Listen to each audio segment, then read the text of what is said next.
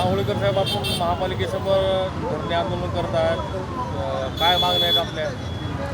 गेल्या 15 ते 20 वर्षापासून लातूर शहराची स्वच्छता व साफसफाई करणारे कामगार, ज्याच्यामध्ये झाडू मारणे, कचरा एकत्र करणे, एकत्र केलेला कचरा डम्पिंग ग्राउंडवर नेऊन टाकणे, या कामामध्ये झाडू मारणाऱ्या महिला कामगार व सुपरवायझर यांना गेल्या 1 ऑगस्टपासून कुठलंही कारण न देता तोंडी आदेशानं कमी करण्यात आलेला आहे. हे कामगार गेल्या 15-20 वर्षापासून लातूर शहराची स्वच्छता साफसफाई करतात. लातूर शहराचं आरोग्य यांनी राखलेलं आहे. या कामगारांच्या कष्टावर, श्रमावर लातूर शहराची कोरोनासारख्या परिस्थितीमध्ये स्वच्छता राखलेली आहे. याने आपला जीव धोक्यात घालून अगदी कमी वेतनावर कोरोनासारख्या परिस्थितीमध्ये काम केलेलं आहे. अशा या कामगारांना आत्ता महानगरपालिकेच्या वतीनं ठेकेदार बदलला म्हणून कामातून कमी करण्यात आलेला आहे. हे कामगार 15-20 वर्षापासून काम करतात. या कामगाराला कुठल्याही कायद्याचा लाभ देण्यात आलेला नाही.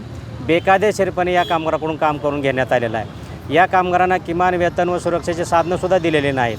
अशा अवस्थेमध्ये या कामगारांनी 15-20 वर्षापासून काम केलेलं आहे आणि या कामगारांना लातूर महानगरपालिकेकडून कुठल्याही प्रकारची नोटीस नाही न देता यांना 1 ऑगस्टपासून कामावर कमी करण्यात आलेलं आहे.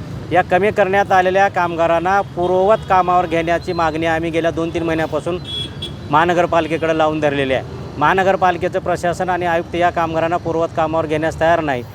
ते म्हणतात ठेकेदार बदललेला आहे, आमचं काम नाही, ठेकेदारांनी तुम्ही बघून घ्या. झाडू मारण्याचा पार्ट या ठेकेदाराच्याकडं आम्ही दिलेला नाही.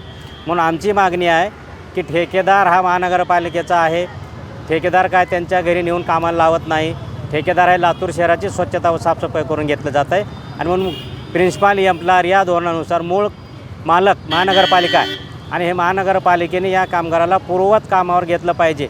या मागणीसाठी अखिल महाराष्ट्र जनरल कामगार संघटनेच्या वतीनं आम्ही आजपासून बेमुदत उपोषण करत आहोत. या उपोषणामध्ये 60-65 कामगार आज बसलेले आहेत. त्याच्यामध्ये मोठ्या प्रमाणात झाडू मारणाऱ्या महिला कामगार आहेत.